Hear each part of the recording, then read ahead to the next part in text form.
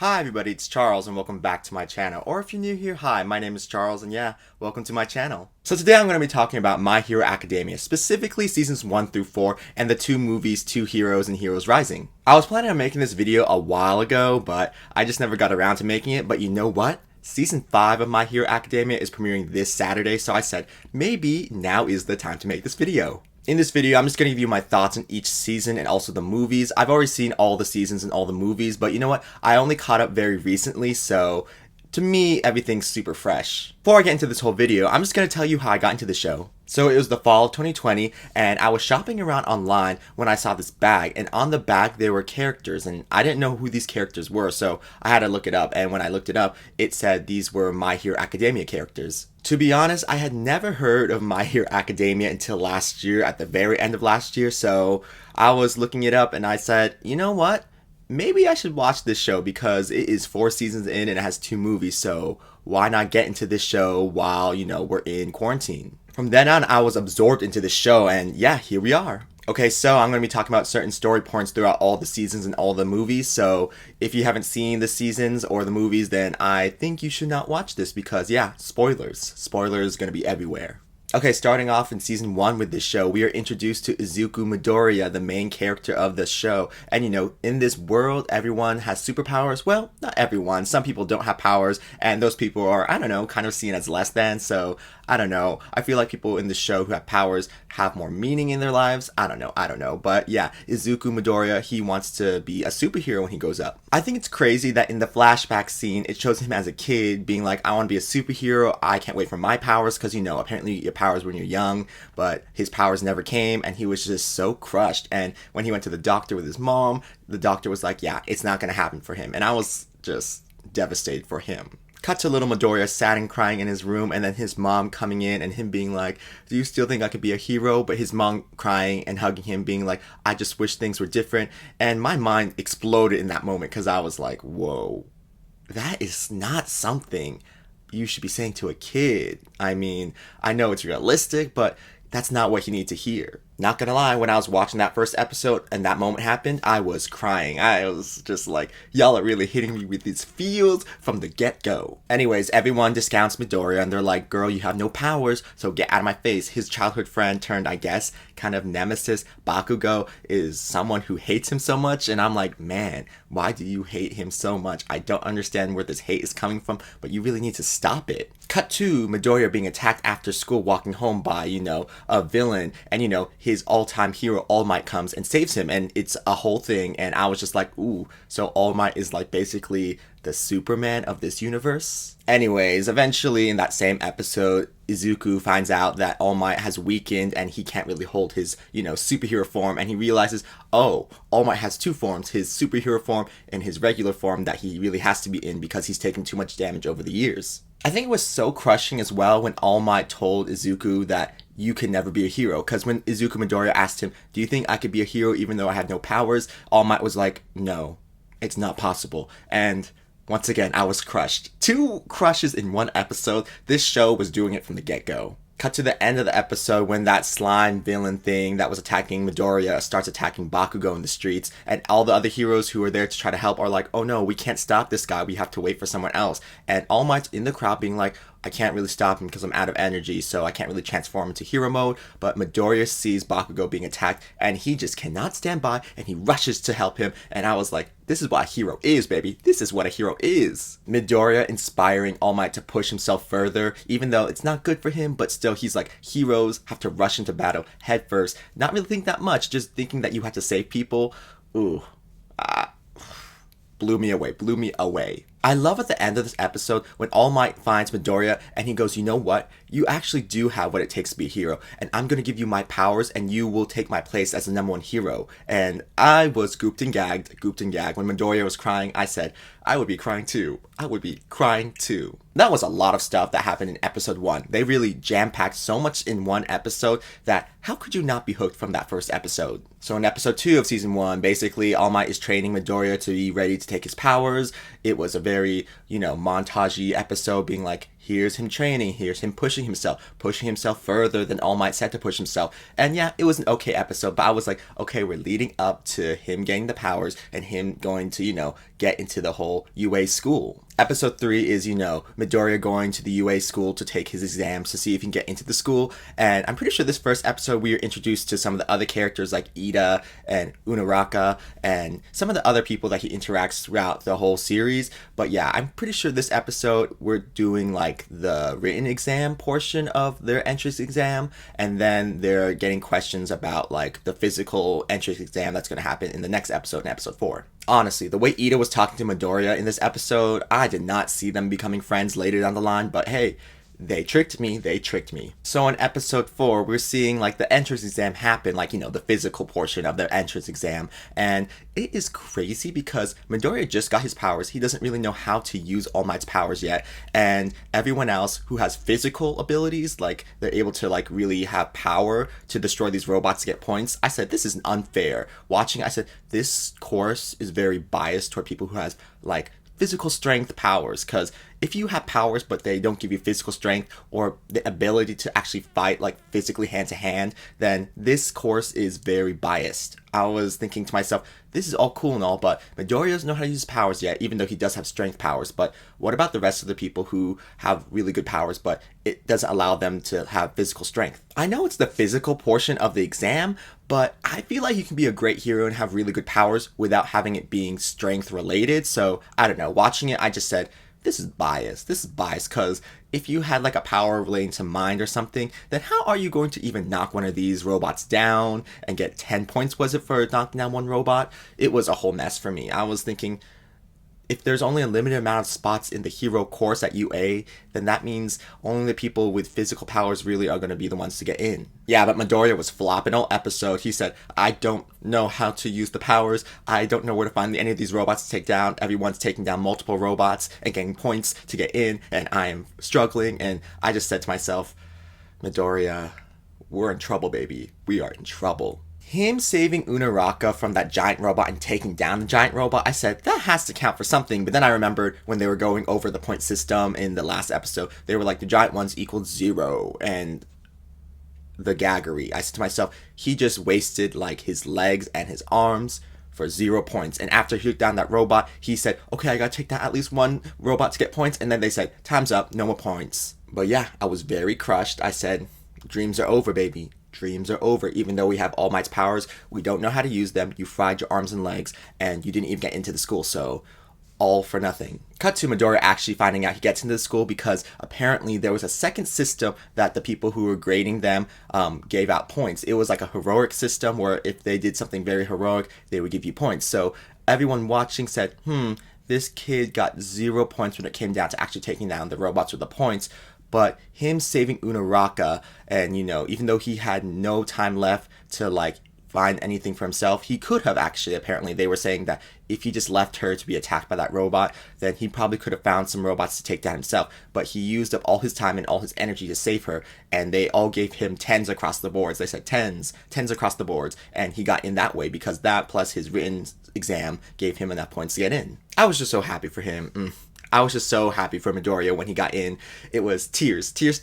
Only on episode 4, this show, I was like, it's popping. Episode 5 now, where Midoriya goes to UA and, he gets to see his class 1A, and all the people he's going to be in that class with. And surprise, Bakugou is in that class. And he's thinking, how is this bitch even in my class? He has no powers. He's a nothing person. Get him out of my face. Midoriya sees Unaraka again. He sees Tenya, and Tenya's like, baby, I disqualified you out of my mind so fast. I counted you out, but you actually did that, and I want to be your friend because clearly you're cool, and also I could learn a thing or two from you because I never took into account saving people. So clearly you doing that got you in. And I was just thinking to myself, Tenya really is semi like me. I was thinking to myself, I vibe with Tenya a lot. I vibe with him being like, rules.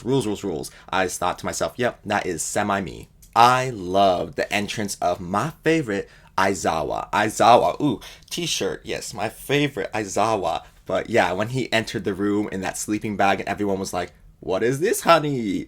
I said to myself, this character seems iconic from the get-go. So this episode, Aizawa was basically testing all the students, being like, what can all of you do? And he told them, whoever's in the bottom of the rankings that I make is going to be sent home. They're going to be, expelled from the school, out of my class, out of my face. And everyone was gooped and gagged when he said that. So Midoriya, as expected, doesn't know how to use his powers yet. So everyone else is showing off in, the portions of this little examination that Aizawa's doing. But he's just flopping left and right, being like, I can't really use my powers or I'm going to hurt myself and lose my legs or arms like I did in the practical exam. Cut to the last exam in this little assessment that Aizawa was doing, and Midoriya's like, I just got to go full out, that way I get some points. But Aizawa was like, B, I'm going to stop you because I don't think you know what you're doing. You don't know what you're doing. I really love Aizawa's character design and also his power set. I mean, when he uses his powers and, the scarf around him kind of floats around and then it works kind of like a Dr. Octopus kind of tentacles to grab whatever he wants, I was just like, ooh, this is super cool. But also, when he looks at the people with his powers, he's able to stop them from using their powers. So he stopped Midoriya, and I said, this is really cool. And he has like red eyes when he's using his powers, so he kind of looks evil. But you know what? His whole look gives me like person who does not care. And once again, I thought to myself, I am living for this character. But yeah, when he stopped Midoriya from using his powers, he was like, baby, you don't know how to use your powers at all. And if you use your powers, you're going to hurt yourself. So there's no even point of you being here because you don't know how to even control your powers. So there's no point in trying to teach you if you're just going to keep hurting yourself. So he was like, you know what? You're out, basically. You're out, you're out. But he said, I'm going to let you throw this little ball. So go ahead and do that. This is where Midoriya really surprised me because he thought to himself, oh, it's over. Aizawa said you're done for because you don't know how to use your powers because you just keep hurting yourself every time you use your powers. But Midoriya, while he was throwing that little softball, he thought, instead of putting all the power in my arm, let me put enough power in my finger to blast this softball away. And when he did that, I was blown away. Everyone was blown away watching. And Aizawa was like, I love when Aizawa did that and then he started smiling and he said, surprise, surprise, I love being surprised. Seriously, when Aizawa grins or smiles, it is the creepiest thing ever, but I love it. It just gives me life. It gives me life. Cut to the end of the episode when Aizawa goes, here are all the rankings I gave you guys, and then Midoriya's at the bottom, and he goes, clown makeup, boo-boo the fool, it was all for nothing, I'm expelled. But then Aizawa says, just kidding, none of y'all are getting expelled. And everyone said, what? And then, what was her name? Yaya Rozu. Girl, her name's so long that I forget what her name is. But yeah, Yaya Rozu was like, of course he wasn't going to expel anyone because that would be crazy. And Aizawa was just standing there being like, yeah. This whole episode, All Might has been watching Midoriya do all these exams that Aizawa has been putting in front of him, and he was super scared that he would fail. But, seeing that he wasn't going to be expelled, All Might was like, whew, he did it. But when Aizawa saw All Might was there, he confronted All Might being like, you have a favorite already? Interesting.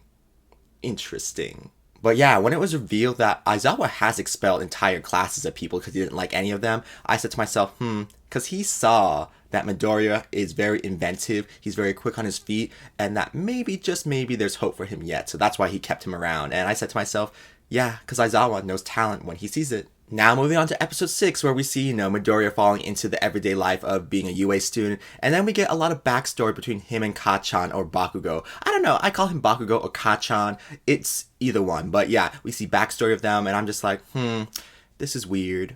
This is weird how he turned on Midoriya just because he has powers and Midoriya doesn't. It was very, It's so sad because, Bakugo and Midoriya were such good friends when they were kids, but then just because Bakugo had powers and Midoriya didn't, and then, Midoriya helped him that one time with the whole log and him falling off, and Midoriya extending his hand being like, here, let me help you. I feel like him being like, let me help you was a slap in the face to Bakugo, because he was like, I have the powers and you don't, so I don't need any help. But I don't know, the mentality of Bakugo really rubs me the wrong way. Anyways, moving on to episode 7, where All Might is teaching a class because, surprise, everyone was like, what? All Might is a teacher here at UA, and All Might was like, you bet I am. I am this quarter or semester or whatever. And he was like, so the first lesson is we're going to do team-ups to be like, good versus evil or whatever. So in this episode, episode 7, we are basically focusing on Bakugo with Ita as villains versus Unaraka and Midoriya as the heroes. And baby, this was very dramatic. I thought to myself, Tenya and Unaraka are awkwardly here. They're awkwardly here when they don't need to be. The fact that Bakugo really was like, I'ma blow you the fuck away, Midoriya, that was disgusting, that was crazy, and I thought to myself, there is no way this character is redeemable in my eyes. How is he trying to be a hero when he so clearly is a villain? I love how Midoriya and Unaraka pull off a win at the last second, but you know what? The whole thing was super messy. The way they won was super messy, and Midoriya at the end of the day was really damaged, so I don't know if that was that successful, to be honest. Basically, episode 8 is just showing all the other students in the class doing the, heroes versus villain thing like, Bakugou and Tenya and Midoriya and Unaraka did. And the only person that really stood out to me was Todoroki. I thought to myself, this bee just froze off the whole building. Like, what? Okay, so episode 9, they're just like, class representative, we need a class representative, and it's like a merry-go-round of who wants to be the class representative, and at the end of the day, they're like, Midoriya should be class representative, but then at the end of the episode, he's just like, no, I think Ita should be class representative, and Ita's like, yes, and Yaya Rozu's just like, excuse me, I'm second in command, and you give it to Tenya? Sketch is what Yaya Rozu was like. She said, I am the number 2 in the class technically, but okay. Honestly, Todoroki and Yaya Rozu not even having to take the exams like everyone else did because they were just given special treatment because they were recommended on high esteem because of their powers. It was very privileged to me. I was like, privilege is what you two have. And knowing them later in the seasons, I'm like, yes, you both have privileges of different sorts. Okay, so now we're on episode 10, and from episode 10 to episode 13, we are at the USJ, and class 1A is going to a field trip there. That way they can test their abilities to handle things under, natural disaster type things, and trouble obviously ensues. The villains are there to get All Might, but All Might is not there because he ain't feeling so well, so instead they get all the students, plus they get 13, is that the hero who's there with them? I think it's 13, whatever that hero with the spacesuit is. Episodes 10 through 13 were very exciting, but the only things that really stuck out to me was Aizawa taking out all the villains. Ugh, that was some boss level fighting Aizawa. I said, he did that. He took them all on, except for, what's his name? When Aizawa had to face the guy with the face mask, the face mask and his beast, I thought to myself, this is scary because I don't think you can do it. And when he got pummeled by the two of them, I said to myself, we are in danger, girl. We're in the danger zone because my fave is in trouble. But yeah, these episodes, you're basically seeing all the students try to handle the situation, defend themselves the best they can. And for the most part, I was like, all of y'all did a pretty good job defending yourselves. When All Might came to finally, save the day, I was like, yes, All Might, get them. But he was very weak, and he was like, I'm running out of energy. And when he used all his energy, that monster was still standing, and I thought to myself, it's over. It's over, All Might. We are done for. Everyone's going to see that you've lost your energy when you revert back to your, not superhero form, so it's all over. It's all over. But All Might surprises everyone, and he's like, I still have some energy left to take you down. And he takes down that beast. And, after he takes down the beast, he reverts back to his, regular person form because he cannot hold his super form anymore. And everyone's trying to rush to be like, All Might, are you okay? But then one of the hero teachers who got there at the very end, when all the other teachers got there at the end, they said, we gotta help everyone. And I thought to myself, Tenya, you got there too late. You said, I got out because everyone helped me get out, and then you got to the teachers too late, and then all y'all came at the very last second to be like, let's help out now. But yeah, that teacher who uses the cement power or whatever, he makes a wall over All Might, and he's just like, y'all need to go help your classmates. I'll help out All Might. And they're like, okay. And he's just like, I got you, All Might. I got you and your secret. But yeah, for better or worse, that was basically all that happened in season 1. And for the most part, I thought to myself, season 1 is very, very absorbing, and I was really hooked on this show from season 1, so I could not wait for season 2.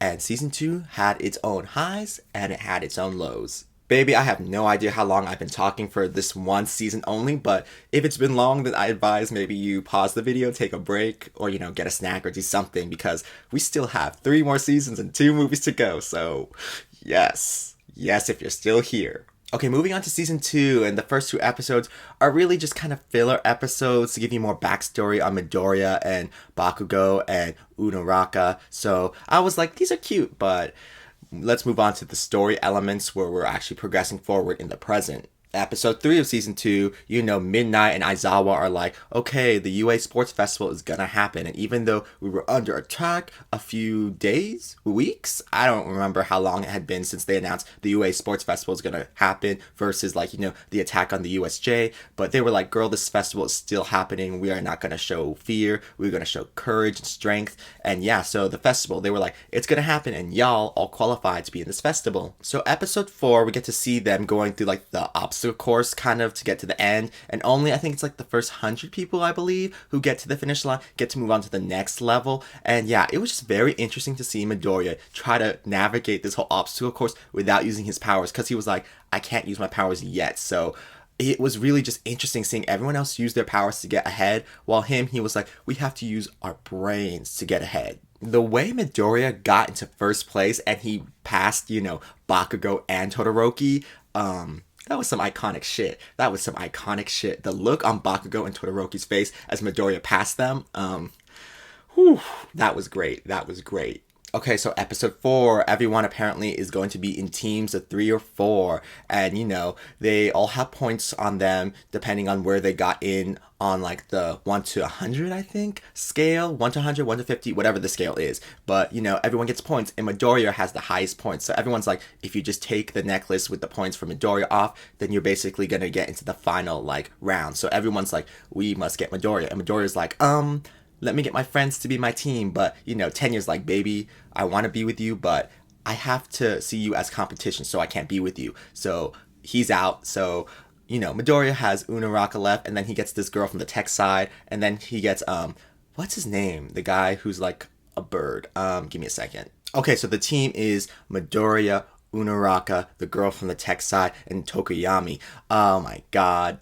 It was a massacre. I thought to myself, y'all are about to die. So in episode 5, we see the conclusion of the whole, team thing with the necklaces and the points. And, Todoroki's like, I must defeat Midoriya. And Bakugo's also like, I must defeat Midoriya and Todoroki. And Midoriya's just like, leave me alone, you guys. I just want to get to the next round. And, it's sad when it shows that Midoriya has lost his necklace at the end and he thinks, it's over, I failed. But Tokiyami's like, girl, I got one of their necklaces, so we still have enough points to qualify.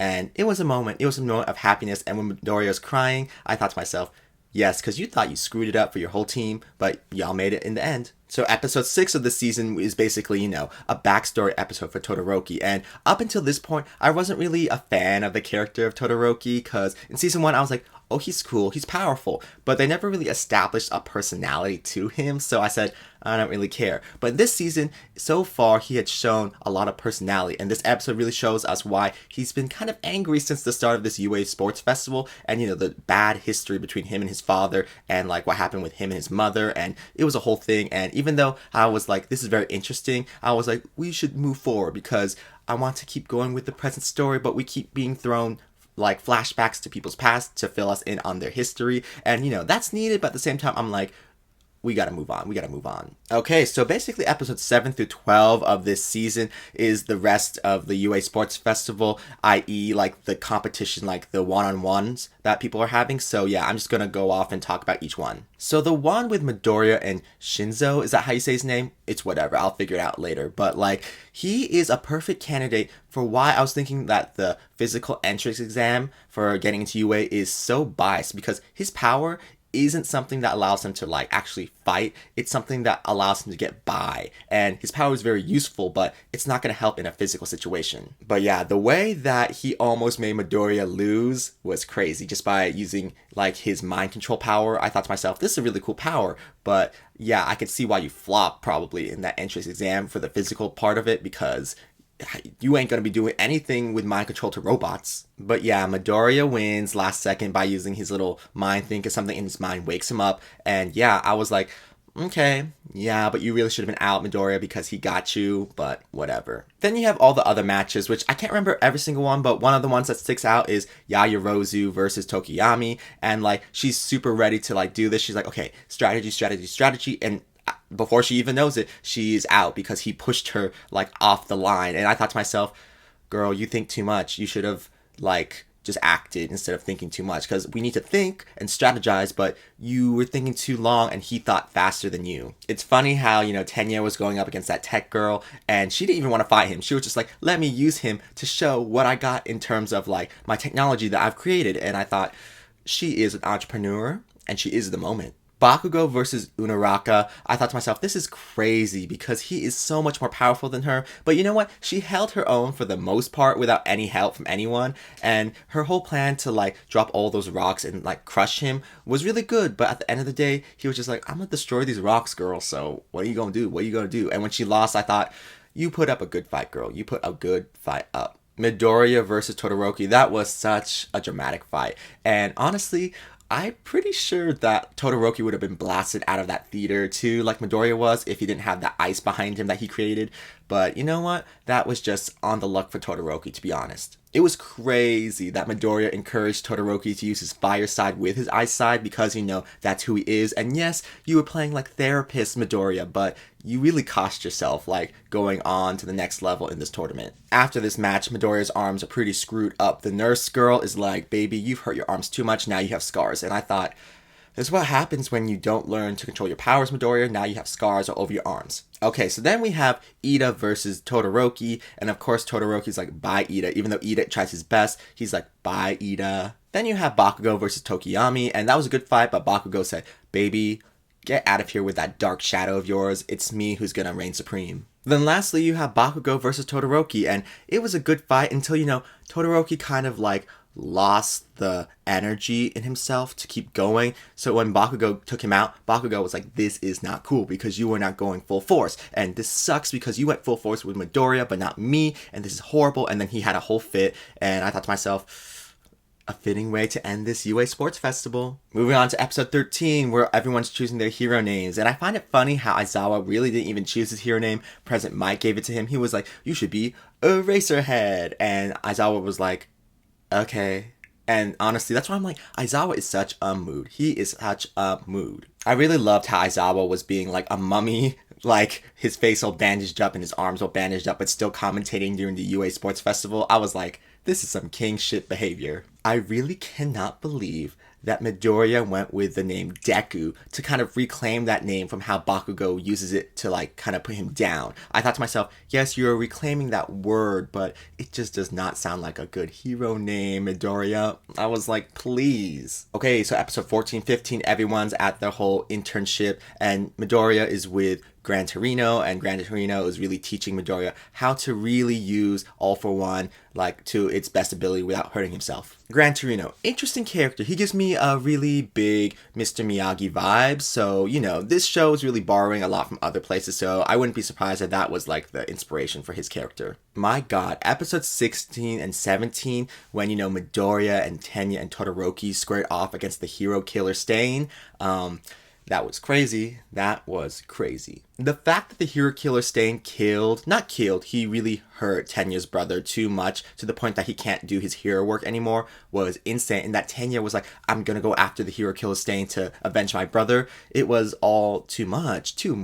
I said, this is not gonna end well for you, Tenya. If Midoriya and Todoroki didn't show up to help Tenya, then, it would have been over for him. And the fact that it took all three of them to take down the hero killer Stain really told me that y'all still have a lot of progress to be made. Y'all have a long ways to go before we become heroes. Okay, so episode 18, it's just filler. It's just fallout from what happened with the hero killer Stain and all that junk. Episode 19, we're seeing how everyone else is doing in their internships. And yeah, more filler. Episode 20, Midoriya learns more about the power of All for One and its history, and yeah, this was more filler for me, personally. Also in this episode, Midoriya shows off what he can do now that he's been taught, and Bakugou is angry, because he's like, wow, this bee has progressed further than I have, and I am so angry. Episode 21, the students are getting ready for their final exams. They hear that it's going to be like a written and physical one like everyone else has been doing in the past years. But the teachers are like, haha, we have something special for you guys this year. Episodes 22 to 24 are basically all the team-ups of the students versus the teachers for their final exams. And yeah, there were some interesting ones and there were some that I was just like, whatever. The Yaya, Rozu, and Todoroki versus Aizawa one really was a highlight for me. They really were the top two students to get into the class, and it was really crazy seeing Yaya Rosie doubt herself after the, UA Sports Festival and her being out like so fast when it came to like the one-on-ones. She really doubted herself, and she was just like, yeah, I'll do whatever Todoroki says. And once Todoroki was taken out by Aizawa, she was like, I'm so scared, I don't know what to do. And it was interesting seeing Aizawa be like, as a teacher, I want to help her, but right now that's not my job. I'm here to see as far as like she can go without any help. So it was very interesting seeing Aizawa being like, I want to help, but at the same time, I need to crush her. But yeah, once Todoroki and Yaya Rozu learned to work as a team and she actually could speak up for what she thought they should do, it was very good seeing them take down Aizawa. I said, that was very smart. But then again, if he made a different move at the very end when she missed hitting that switch, then they could have lost easily. But you know what? They didn't. And, that's just how life is sometimes. Sometimes, like, a mistake will be made, but it won't, like, seriously affect you because sometimes other people make mistakes too. The matchup with the guy who uses electricity and the girl who uses acid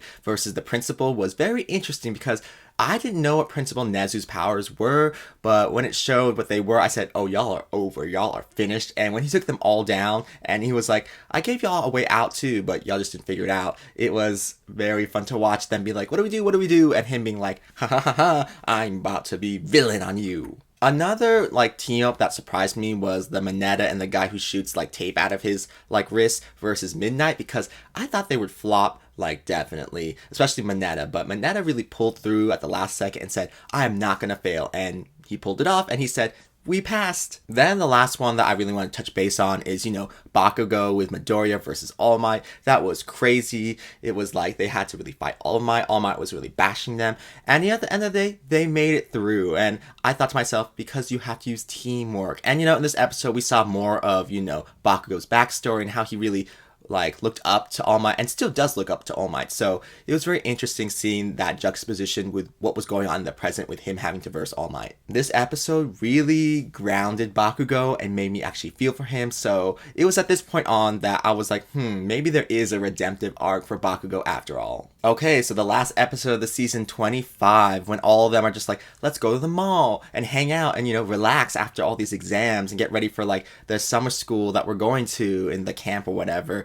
And, while they're at the mall, Midoriya is ambushed by Shigaraki. Yes, I said the name right. The guy with the face mask thing. Honestly, I was just like, this is crazy. Shigaraki has Midoriya in like such a public area and he can't do anything about it because Shigaraki was like, if you say anything or try to get help, I'm about to start killing people. It was such a dramatic way to end this season. Okay, so when it comes to season 2, the first half, which is the UA Sports Festival, that one was just okay. I mean, we got backstory for a lot of people, and I mean, the festival thing itself was fine. But I really like the second half where the finals took place because, I don't know, just seeing them really do the finals and versus teachers was more interesting than the UA Sports Festival. And, we got backstory and all that for characters in the second half too, but I feel like those backstories were driving the plot forward more, I think. The backstory of Todoroki in the first half of season 2 was really good, but all the other backstories from like Unaraka to even more of the Midoriya stuff at the very start, I was thinking, we don't really need this, or personally, I just don't want it. Okay, so now we're going to talk about Two Heroes the movie, because Two Heroes the movie takes place after season 2 and before season 3. Okay, so in this movie, All Might takes Midoriya to go to, I'm pretty sure, America? Is that where the like center expo thing that's being held is at? I think it is. But anyway, they go to this expo where like, All Might's old like partner runs things, and yeah, he's just like, I'll take Midoriya with me to like show him like some of this cool stuff. Of course trouble ensues and like some people come over and take over the whole expo trying to get something, and yeah, it's a whole mess. And Midoriya and his classmates that are there, and plus Melissa, who is the like I think daughter of like All Might's old partner, is there, and they're all trying to help and save the day. I like this movie a lot. I thought it had a lot of fun moments, and you know what? I really like the chemistry between Midoriya and Melissa, because Melissa doesn't have powers either, but she wants to, I don't think be a superhero, but she just wants to help. And I don't know, I just thought that Midoriya interacting with Melissa really just gave him some insight into what he could have done if he didn't get All Might's powers. It was Gagatrandra when it was revealed that Melissa's father, All Might's ex-partner in crime, his sidekick basically, was the one who was behind the whole thing because he wanted to get his invention back. That way he can use the invention to help All Might because he knows All Might's powers were waning. It was a gag. I did not see that coming one bit. That final battle at the end, it was epic. And when you thought it was over, they said, bitch, it ain't over. And when that happened, I said, oh my god, this is insane. But yeah, I love Two Heroes, and I really want to see Melissa come back in some way or form on the TV show, but we'll see, because I'm pretty sure that expo place they went to takes place in America, so I don't know. I just don't know. Also, I thought it was really fun to see a young All Might in the movie, because he looked very different from how All Might looks now, both in his hero form and, his regular, weakened form. Okay, on to season 3, where we open the first episode up with basically a recap, a flashback of what happened in the last season, and basically showing all the students getting ready to go to the summer camp that they're going to. Episode 2, we meet the Wild Wild Pussycats, who are basically the people who are going to help Aizawa teach all these students in their summer camp, and I stand them. I stand all 4 of them. They are great, and the guy who's in the Wild Wild Pussycats who still wears the skirt and all this other stuff like the girls do, legend only. I was like, ooh, you baby. Moving on to episode 3, and we see all the people from the class training. They're training, and you also see the people from 1B here too, because I guess all of them are training in this summer class, so good for all of them getting to finally really interact, because they kind of butted heads during the UA Sports Festival, but I don't know, I felt like there was a little bit more niceness going on, I think. Also in this episode, you meet that little kid Koto, who's the nephew of 2 of the Pussycats, and you learn that his parents died and they were heroes and they were killed by a villain, so he doesn't really like heroes, because he's heroes basically put themselves in danger, and the fallout of them dying, their loved ones being left alone. It was a very sad story, but at the same time I was like, why do you hate the heroes, hate the villains, baby? Okay, so episodes 4 through 6, the villains have invaded the camp, and they've taken out 2 of the Pussycats, taking one of them, captive with them, and it is a crazy mess, because, the students are doing this whole, haunted forest thing, and they don't know that villains are everywhere trying to hurt them. Koto separated from everyone else because he wanted to cry on his little, ledge or whatever, and he meets a villain, and the villain's like, I'm gonna kill you. But you know what? Midoriya found him last second, and he, versed the villain, but the villain was too strong. But I'm pretty sure he was able to take out the villain at the very end, but it was not an easy task for Midoriya to do. That surprise attack on, the camp, it was crazy, because Aizawa was like, I don't know what's going on. We have to stop these people. The Wild Wild Pussycats, they were like, baby, there's only 2 of us right now. Our other 2 members are down. One of them is missing. This is crazy nonsense. Honestly, I did not see that their plan was to take Bakugo hostage with them. It was so much work just to take one person with them. I guess they took Bakugo because they were like, baby, he seems like he's the closest to being evil, so why don't we take him and try to tempt him to be evil? And they took Tokiyami too, and that was crazy, because I said, just because what? He uses dark powers or whatever? That's kind of biased. That's kind of assuming, whatever the word is. Good thing Yaya Rozu was able to put a tracking device on one of the beasts that attacked her. Man, she was dripping with blood. I was like, can you even see, baby girl? Because there's blood all over your face. So in episode 7, you see the fallout of what happened in the camp. They were able to save Tokiyami at the last second, but they weren't able to save Bakugou. So, it's just basically showing everyone having to recover, and the students being like, we should go after these villains to save Bakugou. But, them being like, this is not a good idea, because we are not, licensed and able to do this on our own. Episode 8 is really just showing all the big time heroes coming together to work with the police to take down this league of villains and save Bakugo. And yeah, I was like, wow, there are a lot of top heroes around. So in episode 9, basically, the police dash big time heroes, and then, the students who wanted to go find Bakugou, Midoriya, Tenya, Todoroki, and Yaya Rozu are all like, we're gonna go find the villains in the hideout, but little do they know, All For One is around being like, girl, you ain't gonna stop us. Earlier, I think I said that All Might teaches Midoriya the history of All For One, but does he?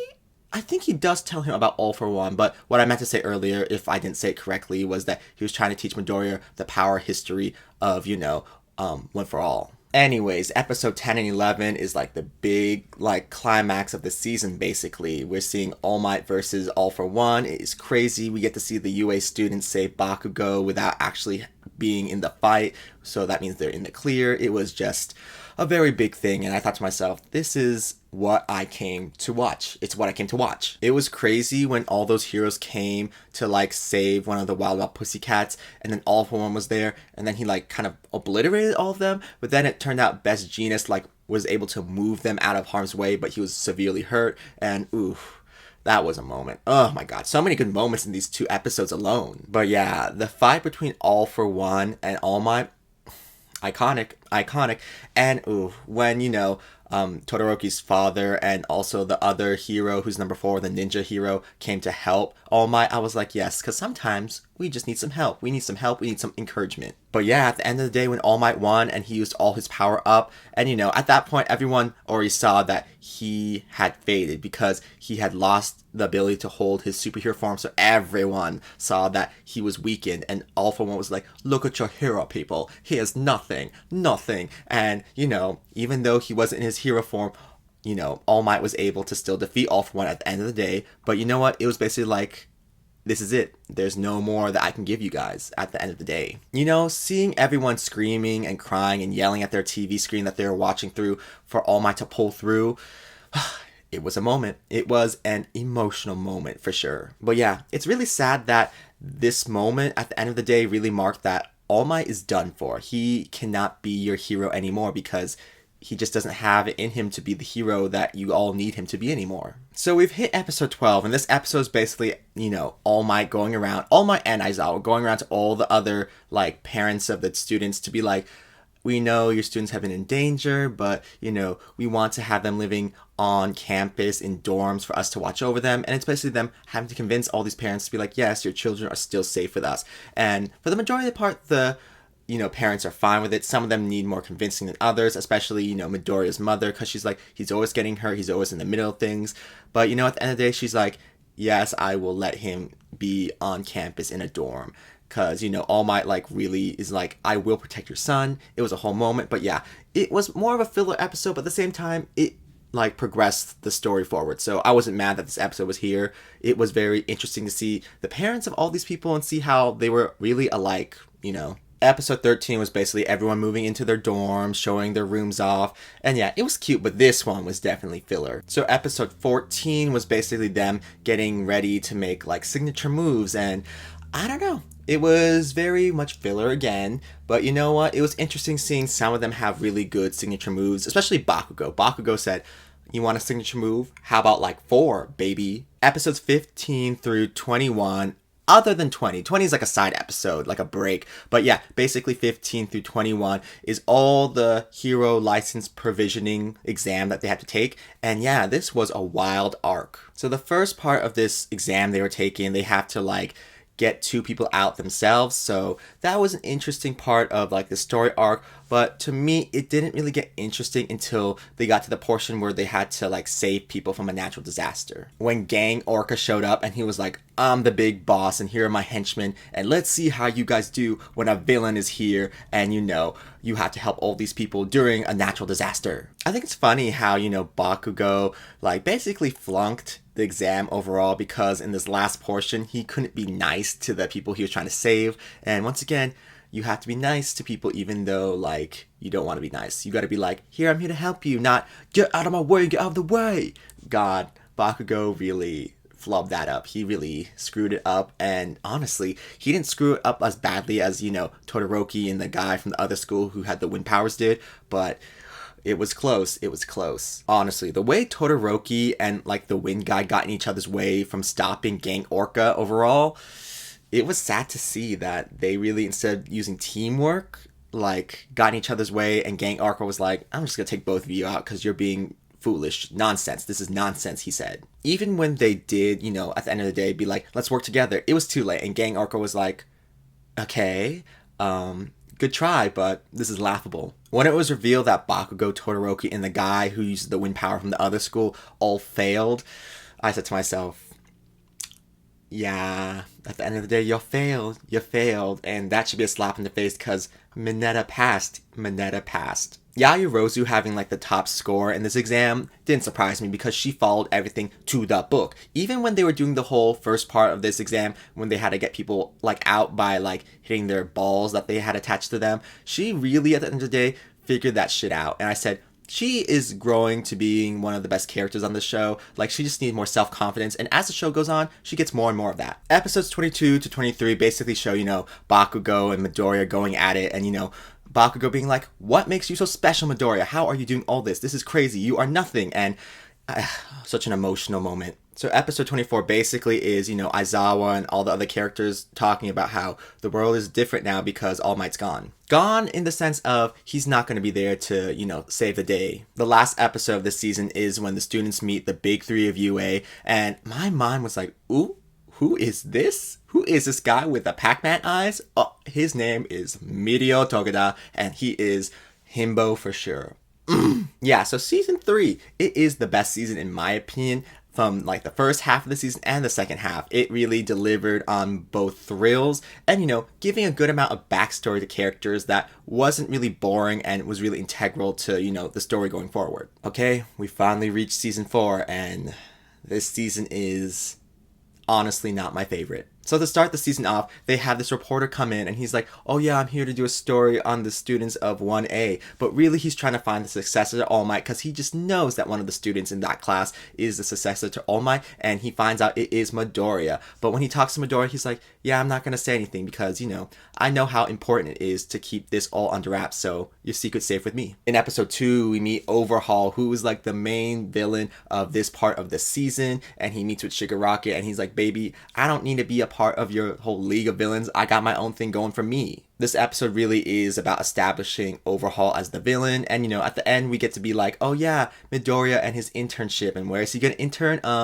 Why not in the same place as Mirio? In episode 3, we meet Night Eye, who's, Mirio's like boss for his internship, and Midoriya's there to be like, can I intern here too? But, he has to prove himself to Night Eye, which is very difficult. But you know what? I think even though it was very difficult, at the end, he got Night Eye. Like, even if it was just by a little hair. Episode 4, and we have Mirio and Midoriya patrolling the streets, and they meet this little girl named Eri, and they could totally see something's wrong. But, Mirio's like, we shouldn't cause a scene, Midoriya. But Midoriya's like, we gotta help this little girl. And at the end of the day, they're just like, okay, we'll let her go with this guy because she's like, yes, I'll go with him. And it was not the vibes, y'all. It was not the vibes. Then, later in the episode, Midoriya's like to All Might, did you mean to give this power to Mirio? Because Mirio seems like a much better fit than me for this power. And, All Might's just like, yeah, it was kind of pondered that Mirio would be the one I'd give my powers to, because that's kind of why I was going to UA in the first place. Episode 5 is, Kirishima working his internship with Fat Gum, and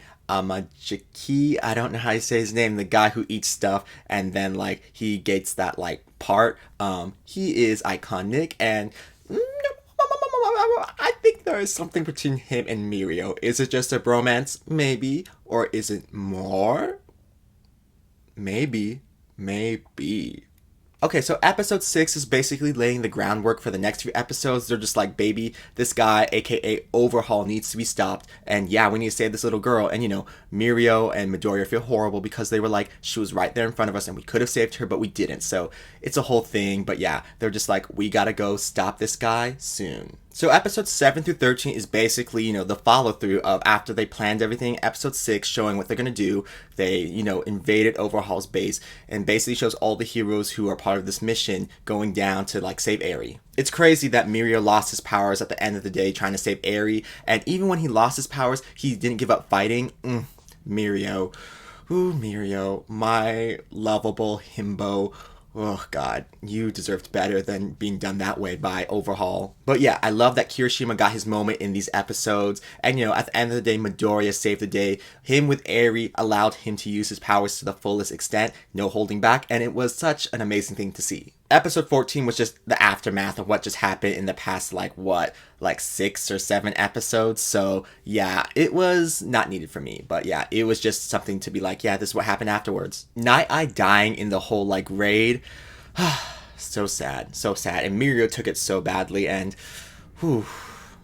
moments of sadness. Episode 15 was more setup, so for me it was filler, but it probably will be needed down the road. Episode 16, 17, I love seeing all these people who failed the hero provisioning license, in the last season, here being like, yes, we're taking courses that way we too can be certified. And I don't know, the chemistry between Bakugou and Todoroki and Kami and the guy who uses the wind powers, it was so fun to see them, especially when they were trying to calm these kids down and control the situation. Ooh. It was a great 2 episodes. Yeah, from 18 to 23, it's basically, the UA school putting on their school festival. And yeah, this part of the season, I'm like, This feels very, we need to chill, we need to chill. And the first half of the season, I was like, okay, this is very serious, but I wasn't really living for it. But this second half, I was like, okay, I guess we do need some time to chill out. Them performing Hero 2, ooh. A moment. I listen to that song all the time. It is great, and I just love that Eri was smiling at the end, and Miria was smiling and crying because she was smiling and being happy. Whew. A moment. There are a lot of good moments on the show that I'm just like, yes, this is what I came here for. I hate that Gentle Criminal and La Brava tried to ruin the UA school festival. Y'all were evil, trying to ruin this festival. I mean, come on another day, not on this day. I mean, God, Midoriya had a reason to stop you. You ain't gonna stop Eri from smiling. Okay, so the last 2 episodes of the season 24 and 25 basically shows that Endeavor is now the #1 hero, and who's number 2? Baby girl Hawks. He has not shown up on the show until this point, and that was a mistake because Hawks is that girl. He is one of my favorite characters on the show next to Aizawa. When that Nomu attacks in the last episode, that building, and, Endeavor and Hawks has to stop it, and, all the other Nomus that are out there, it was a very fun episode to see because we just saw 2 pro heroes, doing what they gotta do, finishing off these bad guys, and it was really fun seeing Hawks in action. His whole, fierce wing thing. Love that ability. Love that ability. Seriously, get me a Hawks t-shirt and get me a Hawks pop figure because I adore that guy so much. But yeah, I love how Endeavor proved himself at the end of the day that he can do this. He can be #1 and, instill hope in people. And yeah, I just thought it was a very nice thing when Todoroki, was watching his dad, do all these things on TV and that he survived and that he was kind of breathing heavy because he was very scared that his dad was going to be in danger and maybe even die. And not only just Todoroki, but his siblings too, watching their father do all these things and be in huge danger. It was a touching moment, and it was a nice redemptive moment for, Endeavor, because he knows that he's been a shit to his children and his wife, and he just wants to soften his image up and be a better person. Okay, so that was season 4. So right now we have caught up to all the seasons. Lastly, there is Heroes Rising, and basically this movie is the movie after season 4, and it shows all the UA students taking care of this island. They're basically I guess the police, the heroes on duty there, and it's pretty chill for them until, these people come for this kid who has this power that they need to sustain what they got. Heroes Rising was a good movie, but I feel like Two Heroes is the better of the 2 movies. Is that just me? I don't know, but I liked Heroes Rising, but it just wasn't up to par for me. I really do like the ending of Heroes Rising when, Midoriya and Bakugo both use One for All to defeat the villain, but I just have so many questions, does Midoriya still have One for All at the end of the movie or not? Because I was very confused because they were looks like Bakugo has it, but maybe it didn't transfer completely, so maybe Midoriya still has it, so it's confusing to me. But yeah, Heroes Rising. I think it's a good movie, but it's not better than Two Heroes at the end of the day for me. Okay, wow, we finally made it to the end of this recap of My Hero Academia, both the seasons and, the movies, and, me giving my thoughts on all of it, and man, this video is going to be long. I thought I could make this video fast, but I just know that when I finally edit everything, it is going to be one long video. I'm looking very forward to season 5 when they start the show off with, Class 1A and Class 1B fighting off and seeing which one's better. It's going to be amazing. It's just going to be amazing. I know it is because, they went with a very chill way to end season 4. I mean, not the last 2 episodes. The last 2 episodes of season 4, they went out with a bang. But you know what? Season 5, I feel like it's going to be a lot more bang out the gate. So yeah, I'm just looking very forward to season 5. So tell me down below in the comments what you thought of all my thoughts on My Hero Academia, both the seasons and the movies, because I had a lot of thoughts and I glazed over some of the things that happened. But you know what? I was just talking about everything from my mind and what I could remember because I finished everything a month or 2 ago. So it was still fresh in my mind, but still it's been a little while since I've watched all the stuff. I'm just gonna say you should subscribe to my channel because, I sometimes do TV show reviews. I'm trying to do more anime reviews because I do like watching anime, so maybe more of that might be coming out from my channel. But usually I do movie reviews, I talk about Blu-rays, I do music reactions, and I do whatever else I want to do on my channel because you know what? It's my channel and I'm gonna do whatever else I want to do. So if any of that sounds interesting to you, then subscribe because why not? Why not? Anyways, you guys, thank you for coming to my channel and watching this whole video. And yeah, I'll see you guys in the next video if you decide to stick around. So, yeah. Okay, yeah, I'm gonna go now. So, bye.